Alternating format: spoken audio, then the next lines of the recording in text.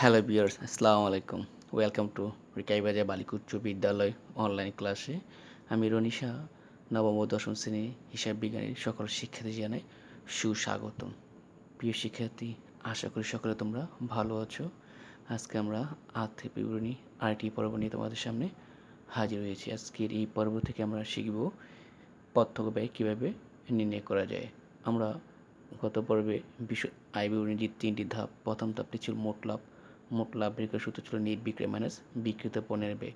বিক্রিত পণ্যের ব্যয় বের করার যে সূত্র সেটা ছিল নিট মজুত পণ্য নিট ক্রয় প্রত্যক্ষ ব্যয় মাইনাস সমগ্র মজুত পণ্য। আমরা গত পর্বে কীভাবে নিট ক্রয় বের করতে হয় সেটা শিখেছি। তো আজকে আমরা এই পর্ব থেকে শিখব প্রত্যক্ষ ব্যয় কীভাবে আমরা বের করব। প্রিয় শিক্ষার্থী, প্রত্যক্ষ ব্যয় কাকে বলে? প্রত্যক্ষ ব্যয় হলো ওই সকল ব্যয় পণ্য ক্রয় ক্ষেত্র থেকে গুদামে নেওয়া পূর্ব পর্যন্ত সকল ব্যয় হলো প্রত্যক্ষ ব্যয়। ধরো আমি ঢাকার নীলক্ষেতে আমার একটি কম্পিউটার দোকান আছে। আমি রাজশাহী থেকে কম্পিউটার ক্রয় করব।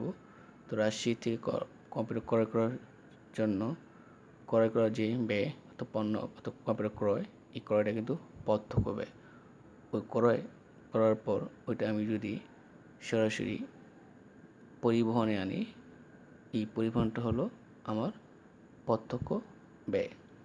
পরিবহনে প্রথমে আমরা আনলাম, ধরো আমরা গুলিস্তান আসলাম, গুলিস্তান থেকে তারপর আমরা আমাদের যে নীলক্ষেত ওখানে পৌঁছাইলাম। এই যে গাড়িতে নিয়ে আসলাম পরিবহনটা, সেটা প্রত্যক্ষ ব্যয়। এছাড়া যদি আমরা বাই রোডে যদি নদীপথে আনতাম, তাহলে সেই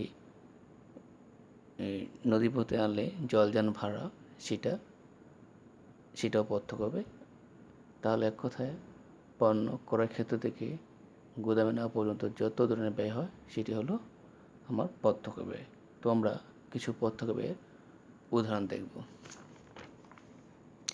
প্রিয় শিক্ষার্থী, তোমরা কিছু আগে যে জেনেছি পণ্য ক্রয় ক্ষেত্র থেকে গুদামে নেওয়ার আগ পর্যন্ত সকল ব্যয়কে প্রত্যক্ষ ব্যয় বলে।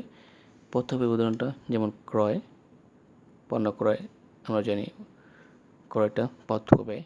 আমদানি শুল্ক, যদি আমরা বাইরে থেকে পণ্যটা ক্রয় করি, তো সেই ক্রয়ের জন্য যে টাকা দেওয়া হয় সেটি আমদানি পণ্যের উপর যে টাকা দেওয়া সেটি আমদানি শুল্ক। পরিবহন, যেটা আমরা কিছু আগে জেনেছিলাম, যদি আমরা ওই কোনো পণ্য পরিবহন করে নিয়ে আসি, সেটা প্রত্যক্ষ ব্যয়। মজুরি, সেটা প্রত্যক্ষ ব্যয়তে পড়ে। ডক চার্জ, বহন খরচ বা পণ্য আনয়ন খরচ, পণ্য আনার জন্য যে খরচটা হয় সেটা প্রত্যক্ষ ব্যয়, যেটা পণ্যের সাথে সরাসরি জড়িত। এবং এটা গুদামে নেওয়ার আগ পর্যন্ত খরচ, বিশেষ প্যাকিং খরচ, সেটাও প্রত্যক্ষ ব্যয়। জলযান বা জাহাজ ভাড়া, যেটা আমরা কিছু আগে জেনেছিলাম। জ্বালানি খরচ, যদি উৎপাদনকারী প্রতিষ্ঠান হয়, জ্বালানি খরচটা উৎপাদনের সাথে সরাসরি জড়িত, সেটাও প্রত্যক্ষ ব্যয়। এছাড়া কারখানা সংক্রান্ত সকল ব্যয়, যদি আমরা জানি যে প্রতিষ্ঠান মূলত উৎপাদনকারী হয়, ক্রয় বিক্রয়কারী হয়, আবার সেবামূলক হয়। যদি উৎপাদনকারী প্রতিষ্ঠান হয়, উৎপাদনকারী প্রতিষ্ঠানের জন্য কারখানা সংক্রান্ত সকল ব্যয়, সেটা সরাসরি উৎপাদনের সাথে জড়িত, সেটা প্রত্যক্ষ ব্যয়। যেমন কারখানা ভাড়া, কারখানা বিদ্যুৎ, কারখানার যন্ত্রপাতি অপচয় ইত্যাদি সকল ব্যয় প্রত্যক্ষ ব্যয়।